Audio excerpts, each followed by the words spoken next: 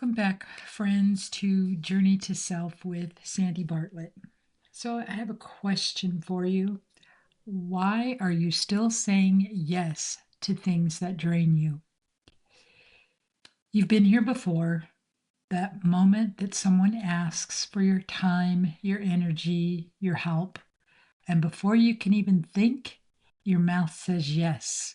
But deep down, you feel that sting of resistance, the voice whispering, not again.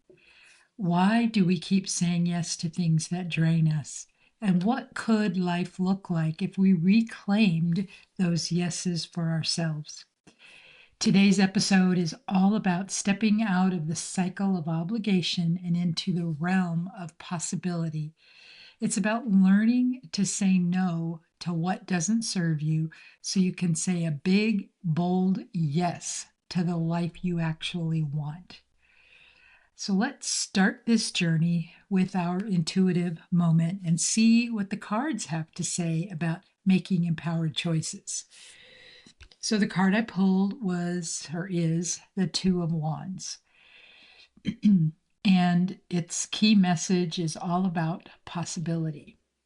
This picture is of a woman sitting looking out through a window. Looks like she's kind of longing or dreaming. Picture this. You're standing on a balcony, could be a window looking out like this woman, looking out over a vast landscape. The world is wide open, filled with opportunities and choices. The question is, what do you want to create?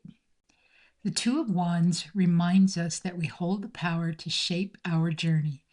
Every decision, every yes, every no is a step forward. But here's the catch. Not all yeses are created equal. Saying yes to what drains you means saying no to what fuels you. This card challenges us to look at life through the lens of possibility.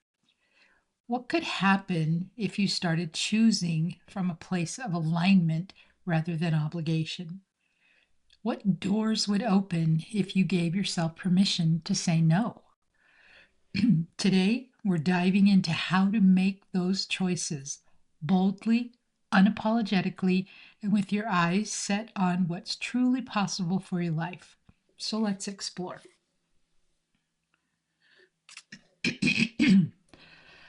Let's get real. Why is it so hard to say no? For many of us, it's not just a habit, it's a survival mechanism rooted in cultural conditioning. Let's unravel this a little further.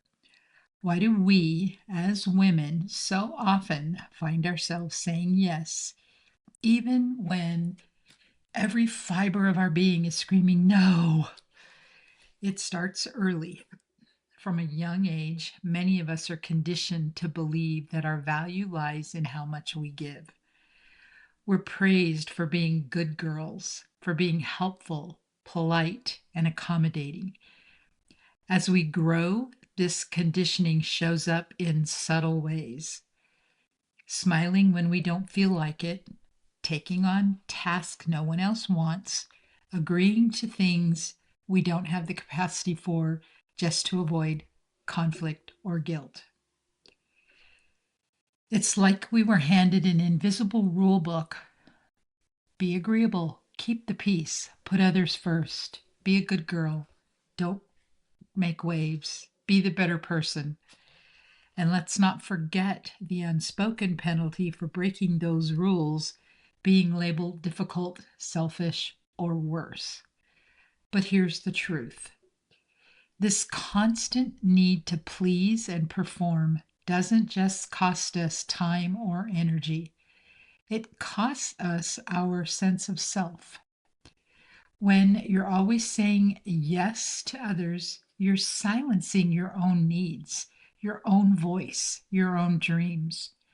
And over time, that voice gets quieter and quieter until you wake up one day and you don't even recognize the person in the mirror. I see this all the time in the women I work with. Heck, it's happened to me too. They're exhausted, burned out, frustrated, but they can't figure out why. When we peel back the layers, it's always the same story. They've been taught to believe that their worth is tied to how much they do for others, and they've never given themselves permission to prioritize their own happiness. But let me tell you something, and it might feel radical. You are not responsible for carrying the world on your shoulders. Your worth is not measured by how many yeses you give. In fact, the most powerful thing you can do, the thing that will change everything, is to start saying no. No to the commitments that drain you. No to the guilt that keeps you stuck. No to the idea that you have to earn your right to rest, earn your right for joy, and earn your right for peace. Every time you say no to something that doesn't align with your values, you're saying yes to your freedom. You're saying yes to the possibility of life that feels good, one where your needs and dreams matter just as much as anyone else's. And I know this isn't easy.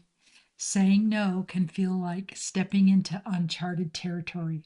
It might bring up discomfort, fear, or even resistance from others. But let me ask you this. Is staying stuck in a cycle of yeses worth the cost of your joy, your energy, even your life? This is your soul's invitation to shift, to rewrite that story, to choose possibility over obligation, because the world doesn't need more women who are drained and depleted. The world needs women who are alive, passionate, and unapologetically aligned with their truth. I will never forget the time a friend asked me to take on a project for her. It wasn't something I was interested in, and honestly, my plate was already overflowing. But I said yes. Why? Because I didn't want to let her down. So here's what happened. I spent weeks juggling her project and everything else in my life, burning the candle at both ends. I was exhausted, resentful, and kicking myself for not standing up for my boundaries. Then one day it hit me. This wasn't her fault, it was mine. I had the power to say no all along, but I gave it away. Kind of like in Wizard of Oz, where the good witch tells her at the end, "You've had the power all along, my dear. Click your heels 3 times." That was the moment I decided I was done. Done saying yes to things that drained me. Done sacrificing my peace to keep others happy. That choice was the most liberating yes I'd ever given to myself. For our whispers of wisdom, let's turn this into action. Here are 3 powerful ways to start saying no like the boss of your own life. 1, pause before responding. Oh my gosh, that's so powerful. When someone asks for your time or energy, don't answer right away. Even as hard as that can be sometimes, and as much as you might want to, take a moment to ask yourself, does this align with my goals? Does it excite me, or does it feel like an obligation? Number 2, use empowering language. Practice saying no with phrases like, "I appreciate you thinking of me, but I'll have to pass." Or, "This doesn't feel right for me at the moment." Or another one, "Thank you for asking, but I'm focusing on other priorities." These phrases allow you to set boundaries without guilt or over explaining. And number 3, reframe no as a yes to yourself. Every no is an opportunity to say yes to the things that matter most: your time, energy, and well being. Start seeing no as a gift you give yourself. So, your empowerment action for this week, it's your turn. I want you to grab a piece of paper or open a note on your phone and write down 3 things you've said yes to recently that didn't feel aligned. Then practice how you'd say no instead. You could even take it a step further and imagine how saying no in those moments would have felt. Maybe lighter, freer, more like you. Remember, this is your practice ground to build confidence for the real thing. So let's circle back to the Two of Wands. Every choice you make, big or small, is a step forward on your path. Saying no to what doesn't serve you is a radical act of self love. It's never too late to choose a different path, one that feels right for you. If this episode spoke to you, do me a favor and share it with a friend who needs to hear this message today. Just one.